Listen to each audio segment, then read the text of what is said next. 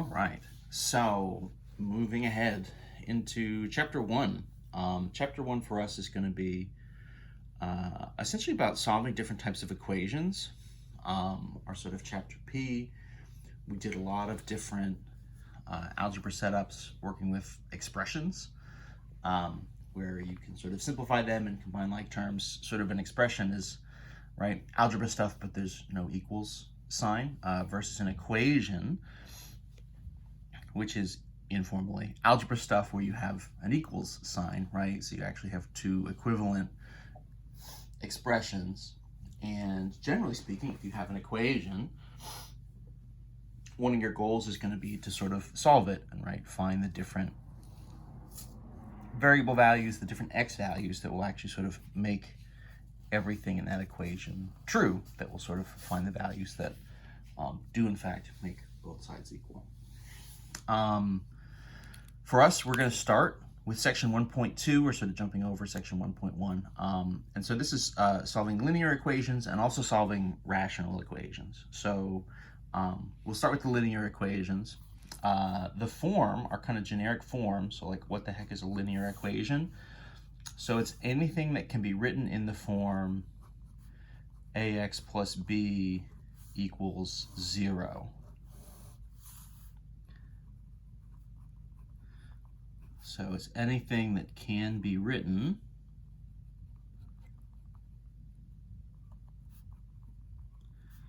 in this form, for us, is a linear equation.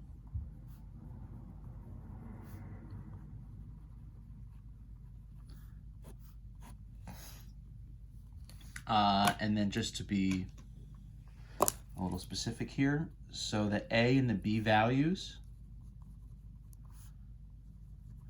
are constants,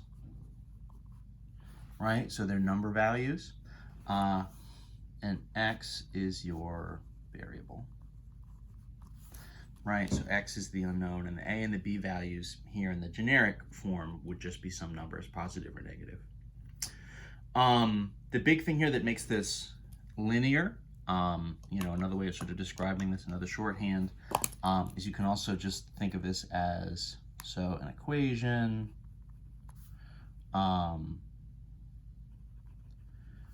where x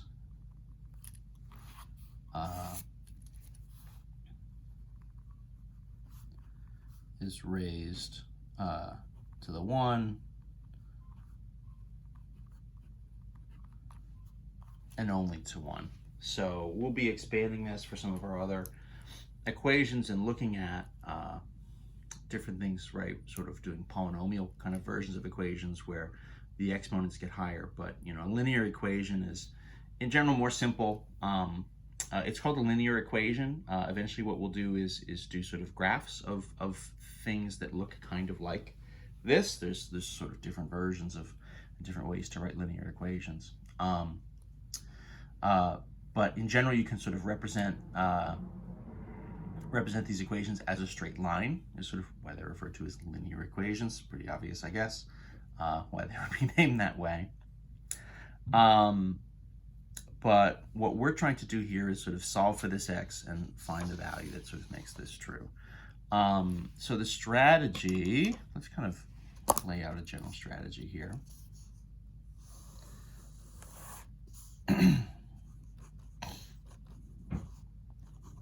That's a strategy. I gotta clean my handwriting up a little bit. So, there's a couple different ways that you can kind of approach this. I'll sort of lay out my sort of general strategy first. Is so distribute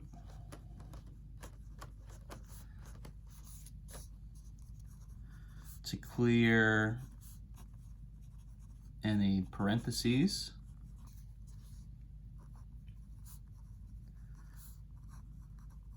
from each side first. So if you have any parentheses, which you can, right? So our form here, ax plus b equals 0, that's not quite a final form, but that's like a very simplified form. So what we're saying is any equation that can kind of end up looking like that, so that for us really would kind of mean, okay, one variable, an x in theory, but it could be y or z or whatever, raised to the 1 power. You could have multiple terms on either side that have x values, right? And the idea is that they could be sort of combined and rearranged and kind of condensed into that sort of linear form. So the first move is going to be to distribute to clear any parentheses from each side. Oops, I should say each side. Right?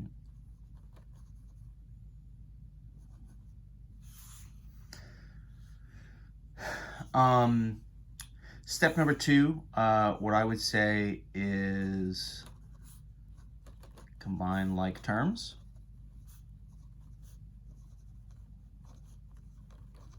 On each side. So that is right, kind of on the right and on the left. Combine any like terms. So sort of add, subtract your x values together, add, subtract your number values together. I would say do that on both sides before you maybe start moving terms around from left to right, which is going to be what comes next. It's easier to move with fewer terms to deal with. So doing some simplification first. This is sort of the same kind of simplification we've done before back in chapter P, right? Combining like terms and all that is stuff we've done before. So we're kind of just redoing those steps, but you're doing it on each side individually.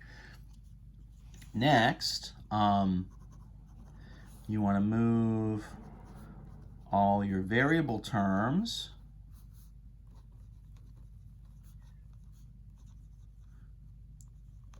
to one side and all of your number terms, your constant terms, to the other side.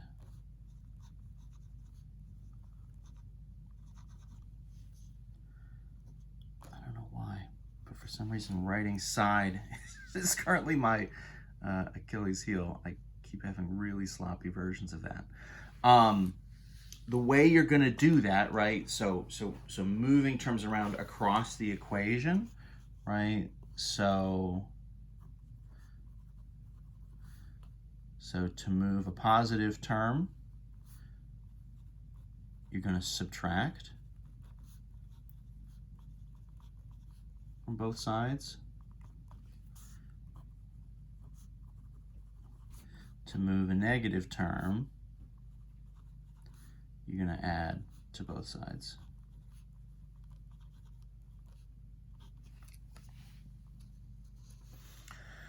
Right, so the idea here with an equation, and we'll of course be sort of doing this in a minute when we sort of run an example, is you can move terms from one side of the equation to the other. You can actually shift things all over. And the idea is you have to do it in a way that it's balanced. So if you have a positive term on one side and you want to shift it from the right hand to the left hand, let's say, what you need to do is subtract the term from both sides. So you kind of need to do the opposite of what's there.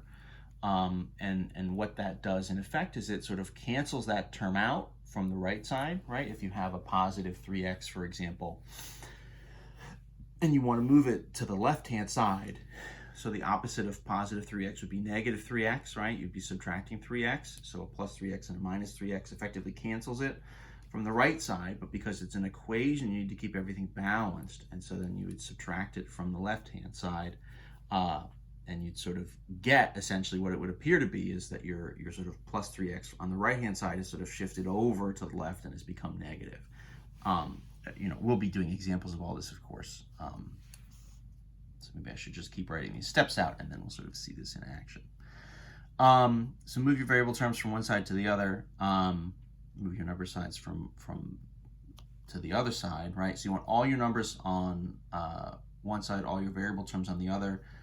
Combine them again, right?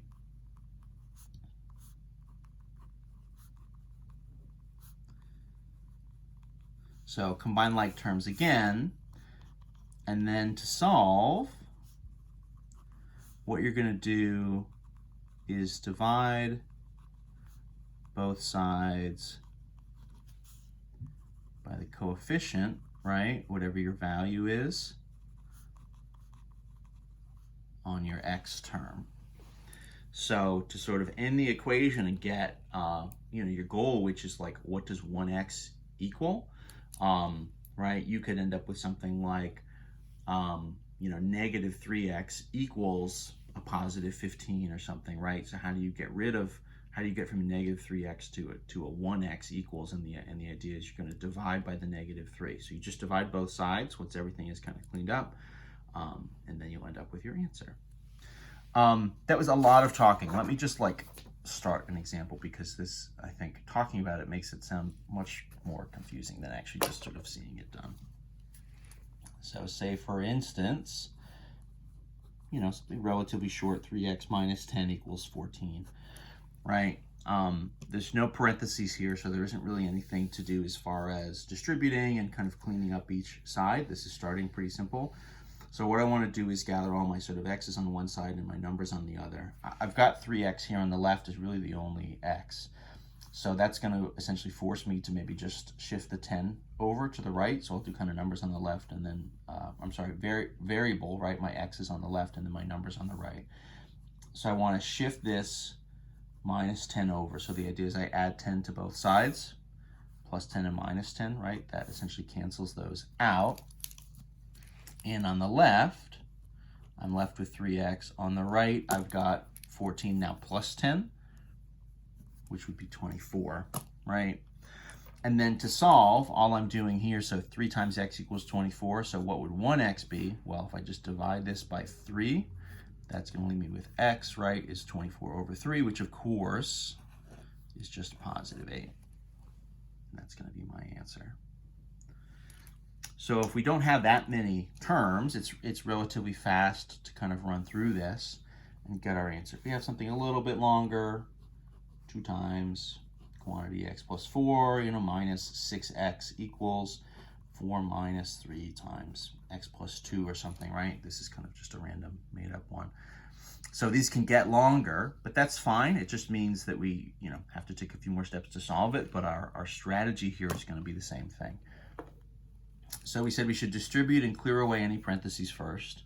So that's going to be, right, 2 times x is 2x, plus 2 times 4 is 8, minus 6x. We're not doing anything there just yet. And I kind of like, to do this, just sort of keep writing everything down in a straight line. You can kind of keep the equal sign in the center to balance it. So now this is interesting. So when I distribute here, minus 3x, the minus is traveling with it. So this is minus 3 times x, right? Would be minus 3x, of course. Minus 3 times a positive 2, right?